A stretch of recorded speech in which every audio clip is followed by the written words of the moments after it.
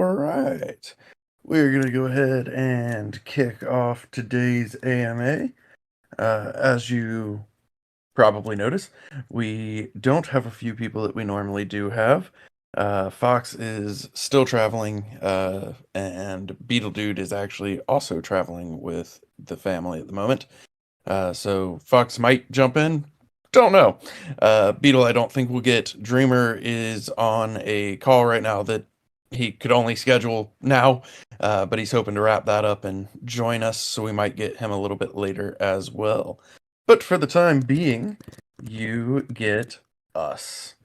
And, just means more questions for Hubert. So, hey. So to get started, we do have a couple things we wanted to update you on. For that, I am going to turn it over to Magnus, who I think has an entire list of things, but I also have the list, so if you forget anything, I got you. Hey everybody. So first off, as many of you guys probably saw, Supra has been deployed on DFK Chain. Just a reminder on Supra, they're an Oracle and VRF provider, and so we'll be integrating VRF into a handful of our features where randomness is the most important to start, even though of course randomness is important everywhere. And likely that will lead to more VRF integrations as we can learn other ways where we can apply that.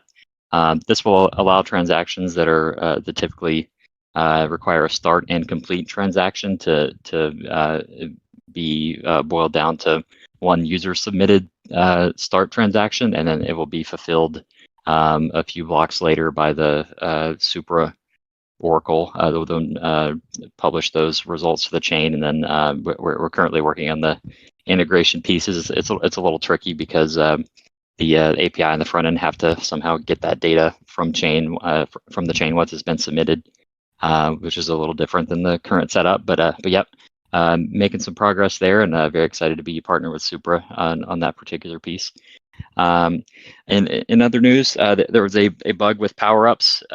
So some of you may not have even noticed this bug, and those are being kind of repaired behind the scenes with some of the on-chain data. That there are a few cases where some were able to allocate more heroes to that power-up than the tier that they signed up for would typically allow. So there was a small number, maybe like 40 people that basically experienced that bug. So in the process of repairing that, you may have to reallocate some of your heroes if they were kicked off of that power up as part of the bug fix. But yep. And just to confirm, those are of course the types of power ups that allow you to assign heroes to them. Bolin, I think that's everything that was on my list. If there's anything else, let me know. I do have potentially two other things for you, but before that, I actually wanted to follow up on the Supra comment. Where do we anticipate seeing that applied first in game? Yeah, so currently I'm working on pet hatching because it was the simplest to integrate. And so we may release that kind of piecemeal, or we may wait until the other ones are done. The other ones are going to be both types of summoning, so standard summoning and dark summoning, as well as meditation circle. And so I'm very excited about the UX improvements there. So you just have to submit one transaction instead of the two, and having to wait a little bit in between. So yeah, those would be the first 3 or 4, and then we may have some others in the future. Very nice. Thank you. Also wanted to touch on standard distribution of Crystal and Jade. Great, thanks for that reminder. Yeah, so we've updated the standard distribution on chain now. After the decision was made last week, I don't have the numbers offhand, but those have been updated, so you can see that new split being applied as of about midday yesterday, I believe. Thank you, sir. Those are 25% burn, 15% jeweler, 30% quest fund, and 30% dev fund is the new breakdown, which I believe Dr. Zipper has already pushed that live in the docs, but if not, we will do so right after this. Oh, he just did. Haha. Thank you, Dr. Zipper. So that is live in the docs as well for reference. And then the last thing, actually not the last, the next to last, but the last one is me. But the Bazaar, Magnus, Hubert, both, I guess, either. Any updates that we want to give on that front? Yeah, I guess I'll jump in on that. Yeah, so we are getting very, very close on that.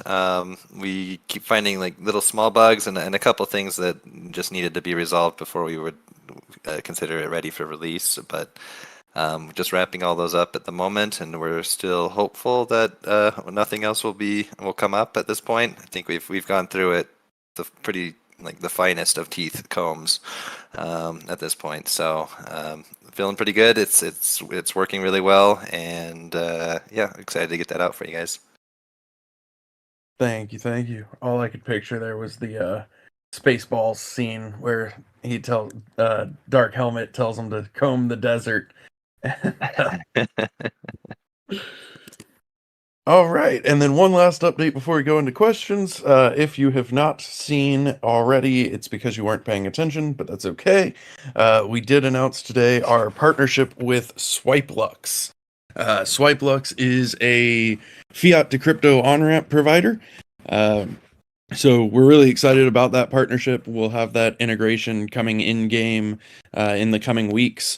But very much excited for that. That will be the first of several on-ramp announcements we anticipate making.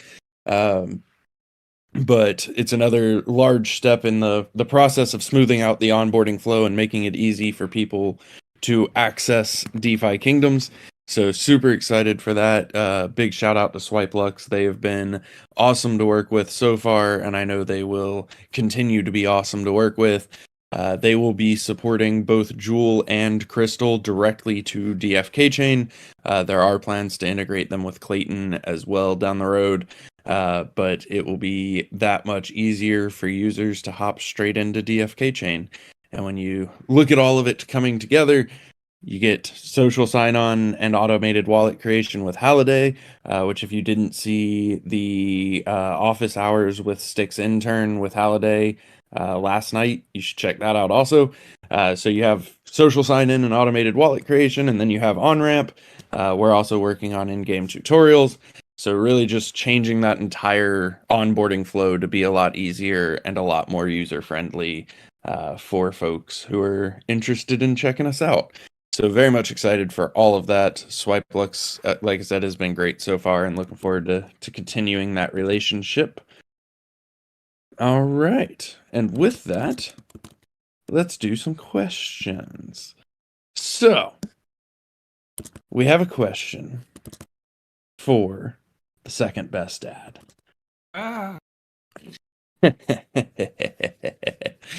So this question is for a sort of director that might have made the creative decisions, trying to specifically force second best dad into an AMA, which I'm very excited about. So, looking for a little insight into what heroes are wielding which weapons. And did the gameplay affect these decisions, or is it a little more arbitrary at the moment? Also requested to tell us anything you want, regardless of what Hubert has told you not to say. Oh, my favorite. Yeah, no decisions we're making at this point in the game are arbitrary. Generally, if something's been changed, I think really the only weapon that has functionally been changed is the pirate, which we moved to have the sword be the primary weapon, and then have like gun abilities where he pulls it out, so they'd be more in line with the other classes. And that was just kind of the class fantasy that went along with the attacks on that. But as for everything else, the type of weapon hasn't really changed, and we tried to build around what was currently there. The warrior has a mace now, but the warrior is also going to be able to use various types of weapons, just like many other classes. So if you don't like the weapon your hero's using, it's likely you'll be able to change that in the future. But I think that's it. Was there anything else? Any thoughts on the pirate and the pirate's gun specifically? I talked about that, right? The gun is for special attacks. I did talk about it, Sam. You're lying to me. Sorry, I was also reading chat at the same time, so you might have talked. Yeah. So the theme around the pirate is he's kind of using dirty tricks and stuff. And like, if you ever see like a movie, the pirate doesn't start with the gun. They pull it out, to turn the tides of battle. So it made more sense to have like the cutlass, and then have the dirty trick of like shooting somebody as a secondary action. Thank you, SBD. It's been delightful having you in this AMA, and I'm hoping that there are more questions that force you into AMAs. Let's see. Hint. Right. That is a request, community.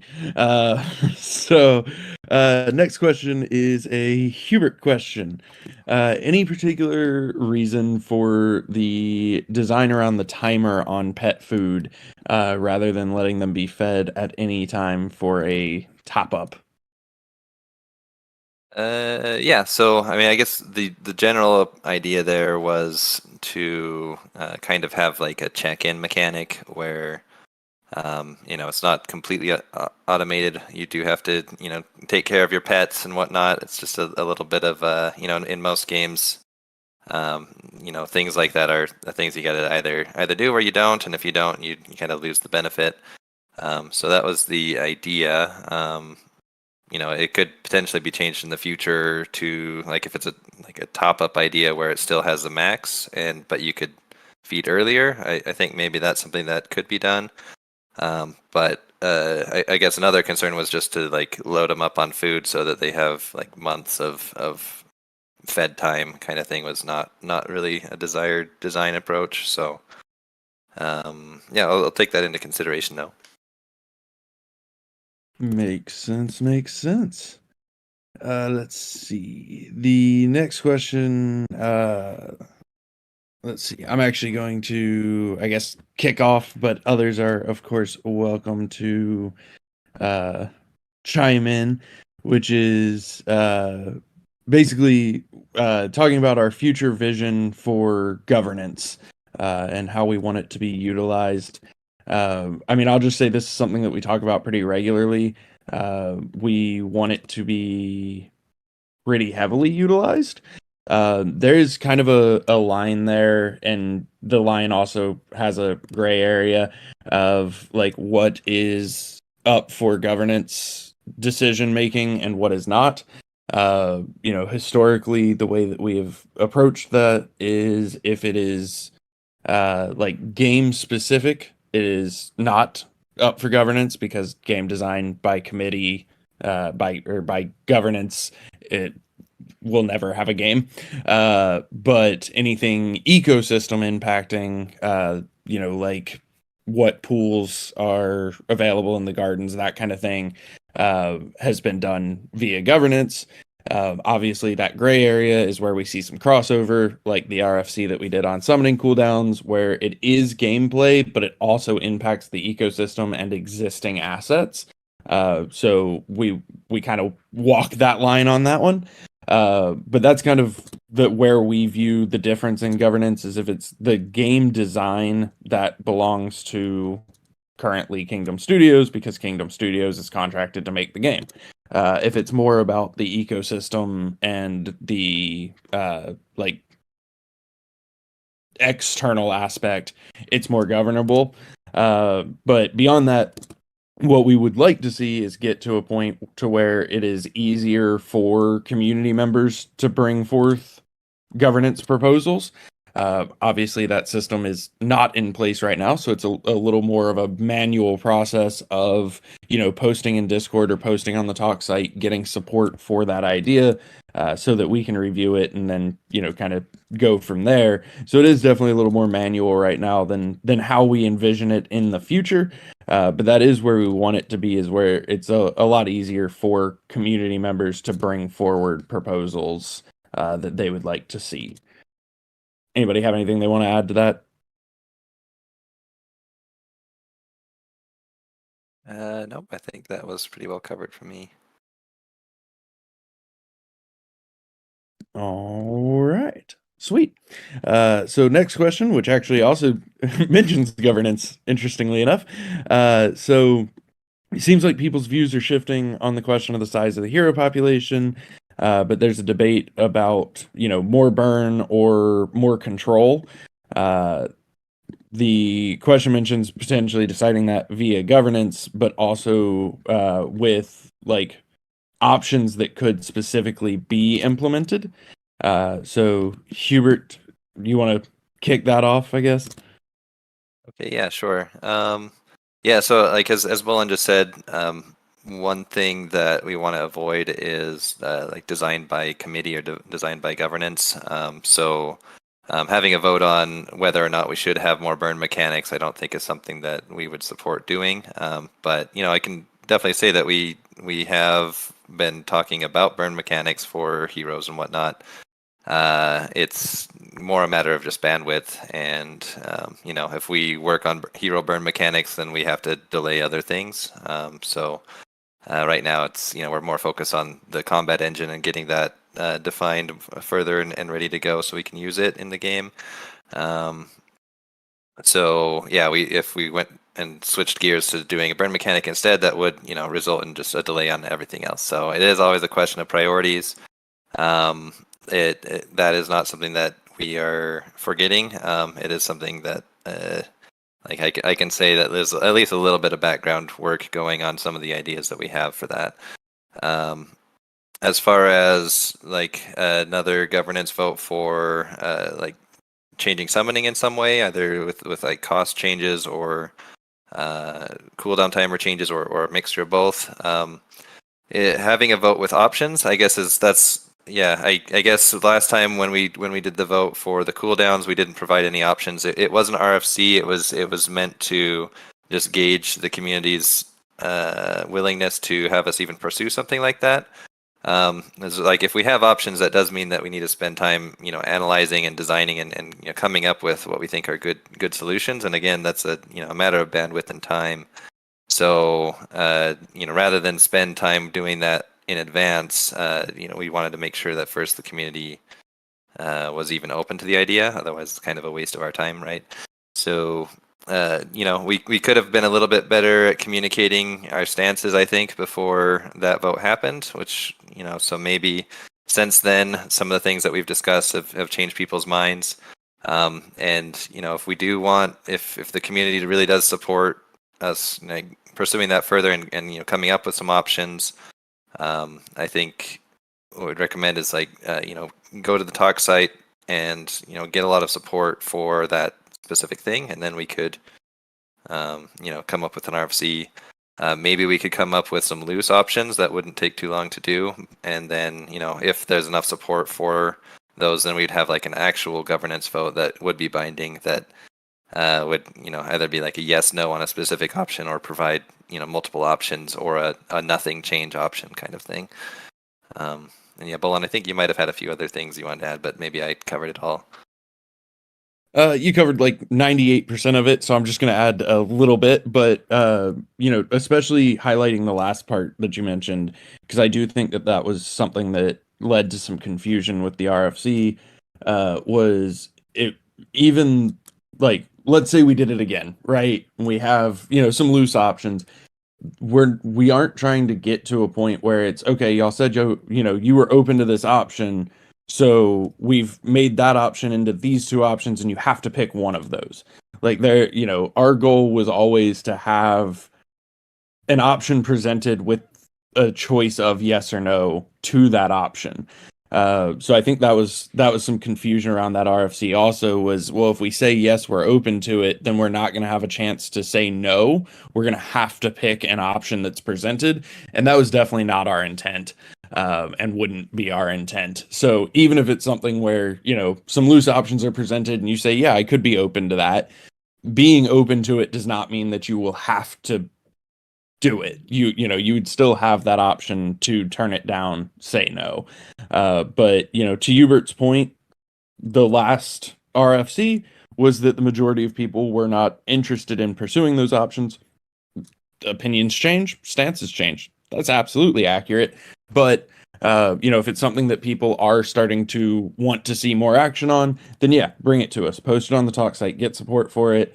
But we need to see that has changed. Otherwise, it's just us presenting the same thing until we get a different vote, and that's not what we're trying to do either. So very open to it. Just get support behind it. Show us that there's support behind it, and we're more than open to it. And I do want to add also, just because it's been a topic, that also applies to the governance system itself. That is something that we've also been talking about a little bit internally as well. We mentioned it a few weeks ago. We're still talking about it internally as well. But if there's changes that you want to see made to the governance system, to the weight that certain things get, or, other changes on that system, that's the purpose of the governance system, is that it's able to also have changes to itself. So same thing. If there's a change that you have in mind or a structure that you think would be beneficial, make a post about it. Use Discord, use the talk site. It's a lot easier to get feedback on what people want to see and then turn that into a proposal than us just throw noodles at the wall and see what sticks. So I would add that into that as well. All right, let's see. Actually, sorry. I'm going to go slightly out of order because this one's related. Thoughts on, in terms of summoning, sorry, I just saw that comment. Is that how the Threads logo was created? Probably.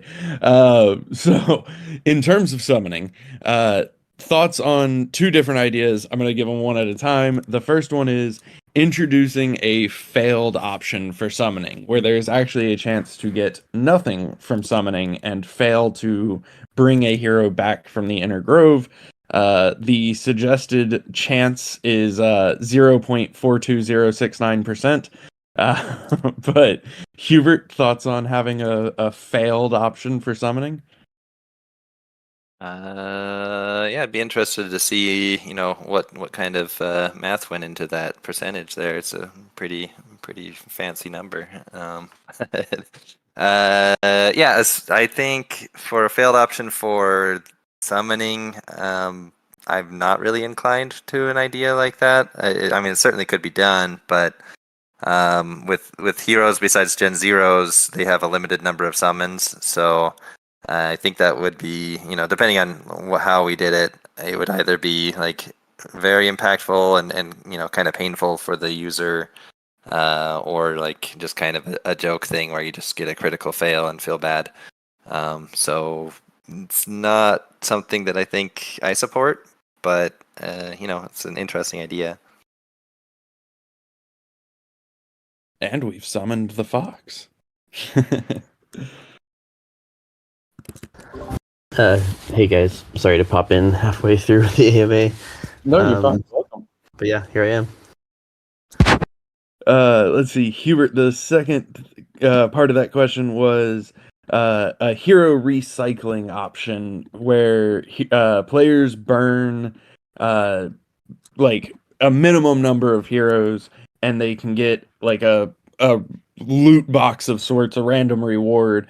But the more heroes that they burn in that go, the better their odds on better rewards are. Thoughts there? Yeah, that's an interesting idea. We've talked about loot boxes a bit internally. I think as far as something like that we would like that could be an option that we do. I don't want to say that we wouldn't do that, but I also don't think that if we did, it would be something that we do like right away. Again, it comes kind of down to resources, and I think some of the other burn mechanics that we've been discussing probably have a more immediate impact if we were to go with those versus something like a loot box kind of thing. So yeah, I'll definitely remember that idea. I do think it's an interesting one. So perhaps someday in the future we'll look at that again.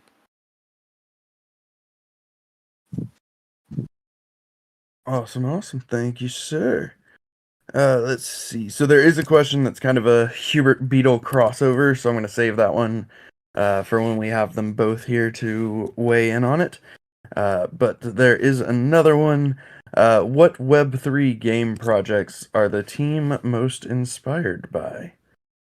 Whoever unmutes first gets to go first. Okay. Fox. Well, I mean, we were at the start. There was a lot of really cool projects out in the space, but not a ton of games yet. So one thing that inspired me was CryptoKitties. I thought it was really cool how they did the creation of new kitties and how like the genes mixed and all that. And it formed some of the basis for how we like went about doing our summoning. Ours has a lot more genes involved, but it's a similar concept. And then so that was one for sure, and it was sort of like one of the OG crypto games that I can think of in general, because like it actually kind of broke the Ethereum chain because it used up so much gas. And for a while it made gas really, really expensive. And I just remember when that was happening and I was just like, wow, this is crazy. So that's one for sure. And then Axes is another really big one that was really cool to see, like NFTs being able to do things like fighting and things like that. So that was definitely one for me as well. There was another one that was interesting, and I didn't ever actually try it a lot, but I did spend some time looking at it, and I think it was My Crypto Heroes, is the name of it. I think it's a Japanese project that was kind of big there, and that was one that sort of inspired me as well. So yep, those are my three.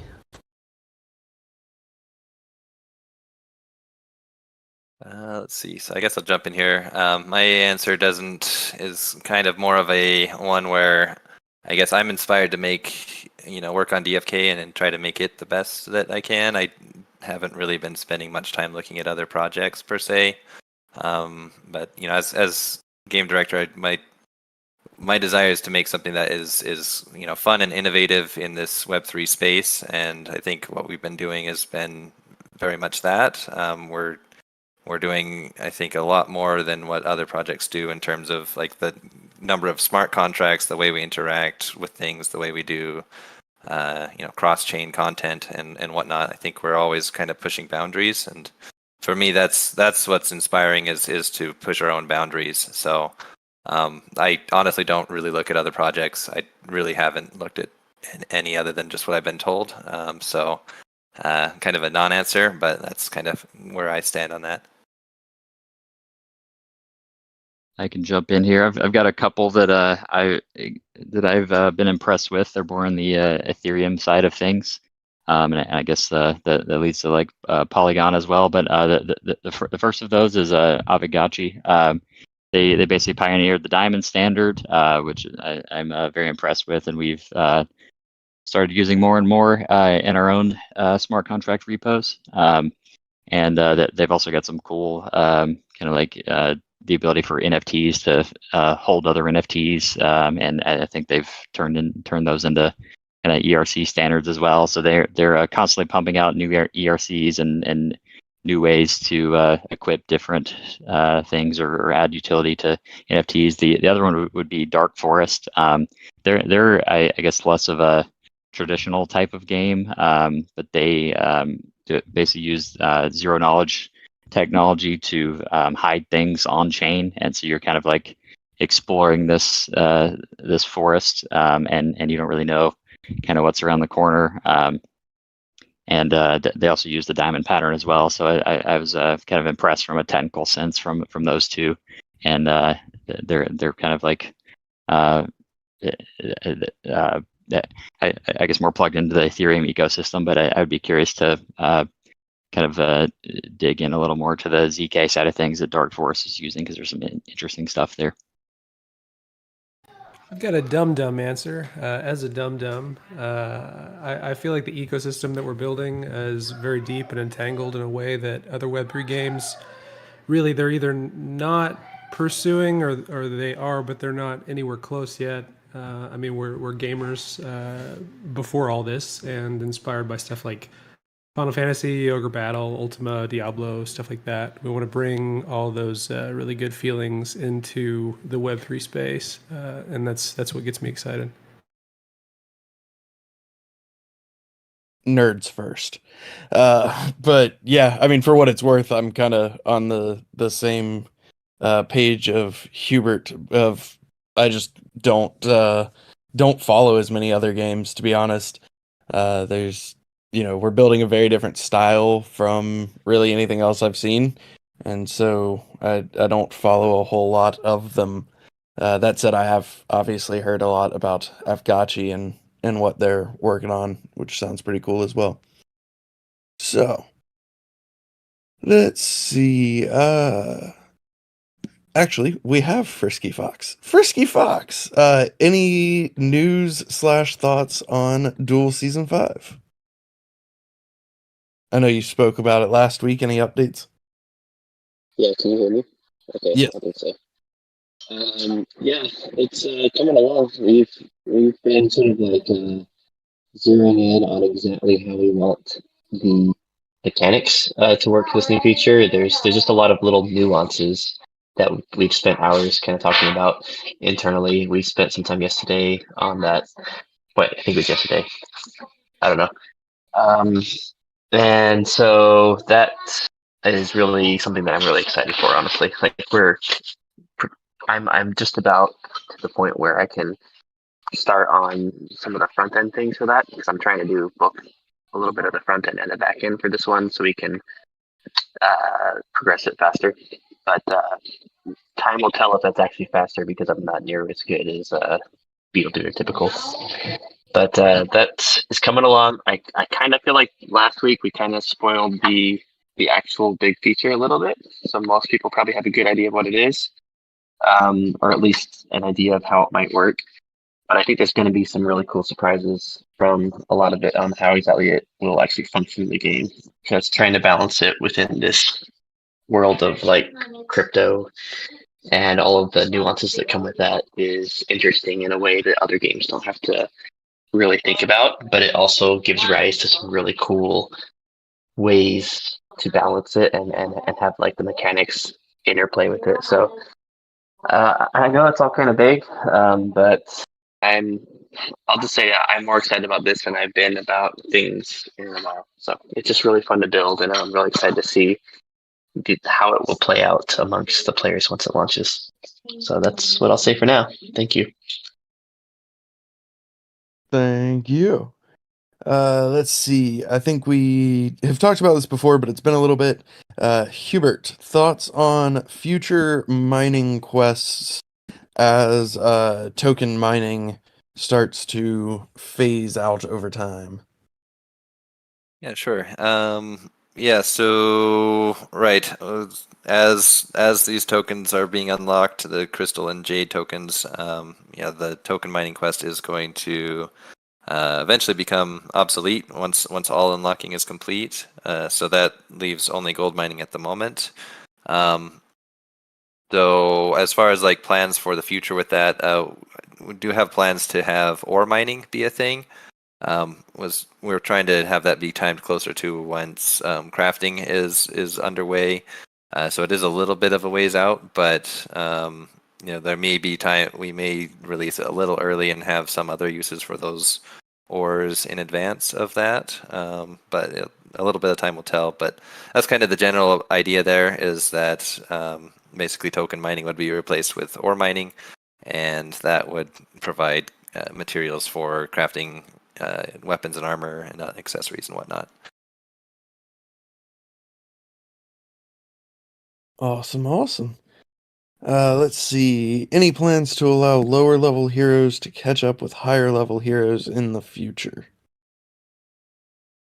I mean, I guess at the moment there is kind of, the level cap due to the way the runes are set up. It does kind of provide people a chance right now to be able to catch up to like the level 20s.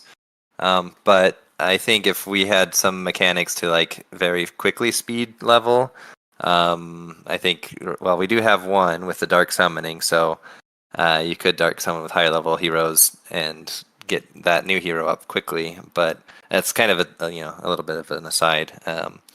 But one purpose with the way the experience system is set up and with everything requiring a good deal of experience is that it does create an ecosystem where higher level heroes can have more value. They're more effective. And so, like, if you wanted a higher level hero, you could just buy that off the market rather than summon a new hero, right? And so, I mean, while we likely will have more features that do give more experience, I don't think we're going to have something that's like the only intent of this function is to like super power level, low level heroes to get them to the max level quickly. I mean, there will always be power levelers that will find the best way that they can do that, but I don't see us making a feature that's like very quickly bypasses all of the other functionality that we have in the game. So. Thank you again. Any plans to group items sold in the market? Anybody's welcome to chime in here, but I will say that is a feature that we've talked about for the Bazaar, potentially. Not at launch, but as a possible future iteration. Anything anybody wants to add to that? Yeah, creating bundles of sorts that like you could sell is the thing that, I mean, from a technical standpoint, it's possible to create something like that. The question comes in like, how do you create a good user experience for that? Because if it's just very open-ended, you can make any kind of a bundle you want. Then how do you create like some of the filters and things you need? How do you let the right individuals that are trying to find that actually find it? Because the more like random things you have in a bundle, the trickier it is to stick that into a category, I guess. You could make some kind of a experience that's kind of more like Craigslist or something, where it's like, here's some random listings of just random things. But yeah, it's sort of an edge case. We're hoping that the Bazaar just makes it a lot easier for players to list and to buy, and even to place like offers, basically, for things. Like, say I want some eggs, and I would be willing to pay, X amount of jewel for those eggs, up to 100 quantity or something. Then stick that out there, and other people be like, "Hey, this guy wants eggs. I got eggs. I'm gonna add that, and we'll make a deal." So I'm hoping that with the liquidity that will capture, it'll make it a much better experience for individuals to get what they want, and for other individuals to sell what they want without having to really worry about things like impermanent loss. It's possible that we do add something in the future where you can create your own bundles. It's even I would say, like, very likely that we create sort of like things, sort of like a new player pack or something to help to onboard players, so that they can basically get a bunch of things that they need all at once. Like, they might get some like jewels and power tokens, some stuff that you might need for like summoning, like tiers, things like that. You see a lot of other games that create like little packs bundles, so we have kind of talked about that as well. The question, of course, is how do we source those? When we basically create something that would basically buy them off the market at whatever the current price is, or is there other ways we can approach that as well? So yeah, that's kind of what we're looking at right now. Awesome. Thank you for expanding on that. Let's see.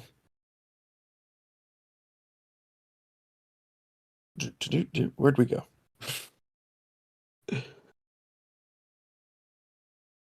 I guess, Hubert, any thoughts on if there would be additional utility for like pet appearances, so ultra odd versus regular. Could you say that question again? I was super distracted by the most recent stuff. No, you're fine. Any thoughts on pet appearance utility? So, we've got the ultra odd variants, the odd variants, and then the normal variants. Any thoughts on that? Yeah, I mean, I guess the like what kind of utility, I guess. I mean, we could potentially identify pets that are flying versus not, versus having some sort of elemental property, I suppose. But I guess we haven't been designing with that in mind up until this point. So if we did, it wouldn't necessarily be like the most balanced thing where we like, oh, we want this many number of flying pets and this many number of that type of pets. So it might at this point with the way we've designed it be difficult to do that in a very, I guess, elegant way. So I don't think we'll be doing anything like that, at least in the short term. But yeah, maybe down the line again. I know a lot of maybes. It's just one of those things where to do that and then actually implement it and whatnot would require a good chunk of work. And I think our other priorities are higher than doing something like that. I got another question for you, so don't go anywhere. For the eventual PvE system, will the intent be to feature item drop odds ranging from a common level all the way up to super unique, like 1 per 800,000 mobs? Yeah, so we do plan to have there being, common versus rare and ultra rare drops on things with PvP and PvE. I think for unique weapons, I mean, yeah, we could do something where it's like 1 in a million or something like that. You have a chance, and we could also set up things to be like truly unique, where once it's been dropped once, it will never be dropped again. And we do have kind of loose plans for things of that nature, but we haven't like put anything to paper at this point. But I think, yeah, we definitely can. It wouldn't be something where like all PvP or all PvE has these chances. It would likely be more compartmentalized into like specific things. Like a specific dungeon might have an ultra rare item that can be acquired by X number of times, and then that's it. Something like that. But yeah, I guess in general, I do think something like that is a possibility and something we would be looking at. Awesome. Any thoughts on Moksha rune drop rates?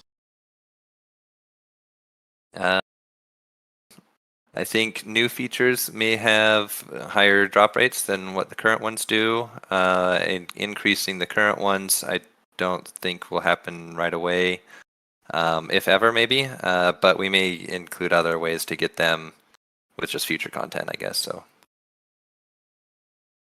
yeah. Very nice. Let's see. That one's a Beetle Dude question. By question, I mean task. We all know Beetle Dude doesn't get questions; he only gets tasks. So thoughts on here we go. A lot's been discussed about PvP. Aside from the gameplay aspect on the rewards side, any thoughts on what to expect there? The question mentions Crystal, Jade, and Jewel, all of which could be possible, but I also think focusing on the power token side of that alone might be a little less than what we have planned. Yeah. So I'm sorry, I kind of missed the first like sentence of that question. I keep getting distracted by other messages. I'm sorry. Could you repeat that? Yeah, so like on the reward side of PvP, I guess what's our kind of outlook there in terms of power tokens versus other rewards versus all of the above? Obviously speculative at this point, but what are your thoughts? Okay, yeah, thanks for repeating that. The I do think we will have potential for some power token or jewel rewards as things from tournaments or other kind of limited features. I think also in addition to that we could have equipment drops and other kind of rarer resources as well. Could come from that, like Moksha runes or other runes. Once we raise the level cap, the next one could be, kind of more exclusive to PvP and PvE content. So those are also potential things. And yeah, as we get to this point, we're getting very close to where equipment is going to start being a thing. And once we get to crafting, then there's all the crafting ingredients and whatnot. And some recipes could require some unique ingredients that you can only get from PvP or from other kind of limited content. So I think the possibilities are pretty basically endless. I mean, of course we have we don't want to just expand to infinity, but I think there's a lot. I think you should be excited for it. We're not all the way there yet, but yeah, we want PvP and PvE to be kind of the main thing that people are coming to do, and then having profession quests and whatnot being the more passive activities that you're doing, and supporting the ecosystem by providing the ingredients that people need to be able to do combat effectively with potions and whatnot, or with equipment. So yeah.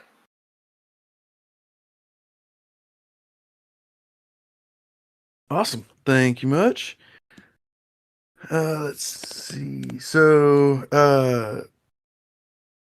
general question for the long-term view of PvE. Would PvE potentially have a story mode and go over DFK lore? Could be with each hero type having their own background, or or more of a dungeon crawler style?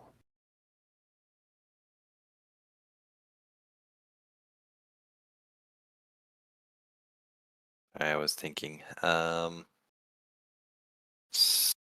So yeah, I think as far as story content goes, and having, the majority of our content is going to be, at least initially, more focused around gameplay, and there will be kind of story attached to what you're doing, but it's more about doing dungeon crawls, going and hunting things, and getting to a point where there's, I guess, more story attached to yourself or your heroes.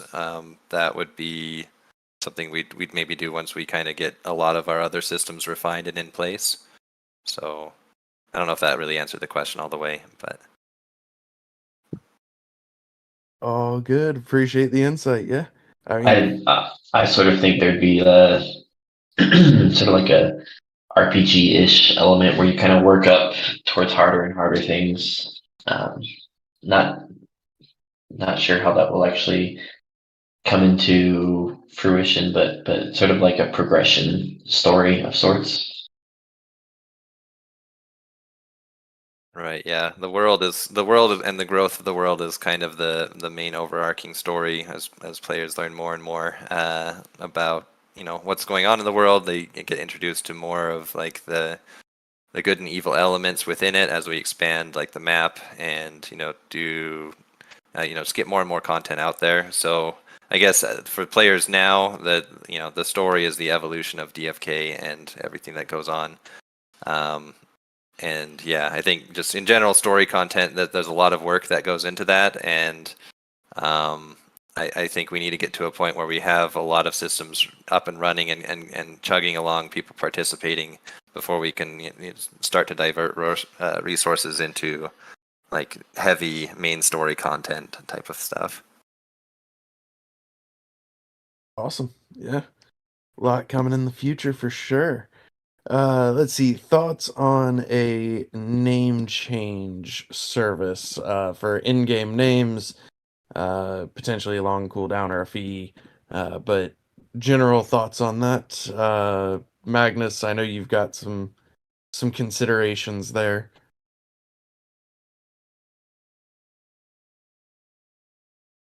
Sorry. Also, was getting distracted by things. Second best dad, stop DMing everybody. In-game name changes. I will not stop. Yeah.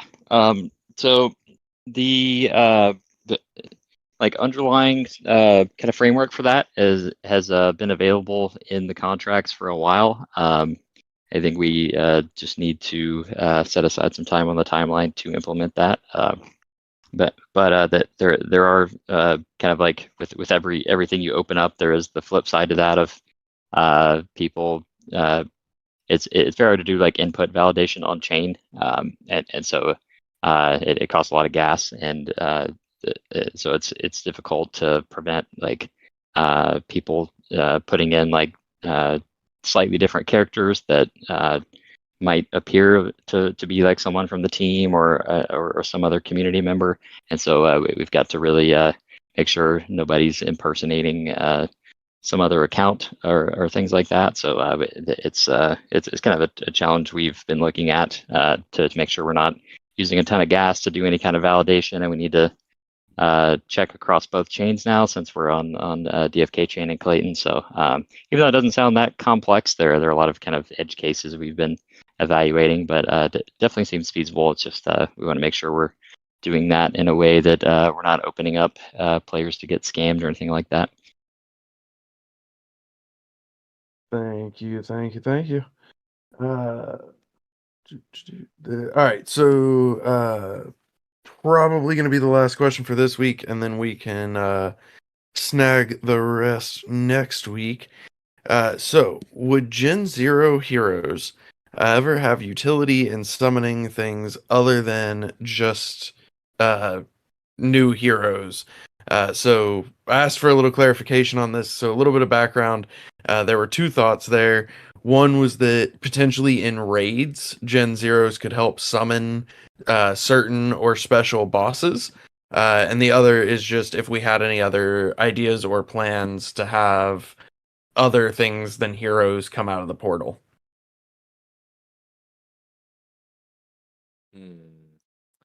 Yeah, I think the main draw with Gen Zeros was the infinite summon thing. I suppose we could consider that, but it is, making content for, less than 3,000. We have about 3,000 Gen Zeros at the moment, I think. And eventually it'll be about 4,000 by the end. So I guess if we did make very exclusive content like that, I guess it's a question of like, is that the right way for us to divert our resources? Because I think the number of Gen Zero holders versus just normal hero holders is going to be a pretty big difference. So it'd be something we'd have to consider and think about if that's a thing. It could be just that Gen Zeros get a bonus over non-Gen Zeros for something, so it's not so exclusive. But in general, that the main thrust that we had for them was to make them like the summoning, I guess gods of the game. I don't know what word to use, but they are the infinite summoners. So yeah, I don't know if anyone else wants to add to that.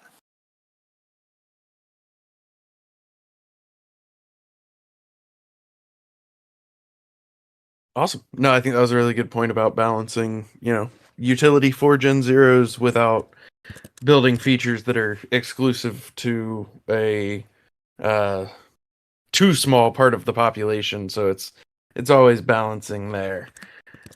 So with that, we are going to go. I want to say some things. I should have said earlier, but yeah, I want to echo everything that Hubert said. Also share some thoughts of sort of the initial conception of Gen Zeros. The idea was that they wouldn't necessarily be the best heroes in the game. In fact, I think everyone kind of knows, there's advanced classes, elite, transcendent. You know, there's heroes that will be harder to get in many ways. So that's for sure sort of the approach we took there. Like they have a very awesome ability that no other heroes can have. But they aren't the end all be all of like this is the pinnacle of heroes. Same thing with other heroes. Like if you have a Dread Knight, like cool, but you can't summon a lot with it, you know. So there's pros and cons to each ones that are out there. It sort of like depends on what you want to do, what your intents are with that hero, what you want to get out of it. So that's my thoughts.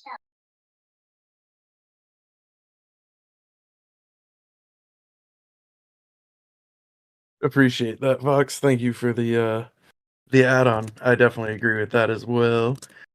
So we are actually going to start closing this one up, and then there are some rollover questions for next week. As always, if we didn't get to your question, don't worry, we'll be back next week.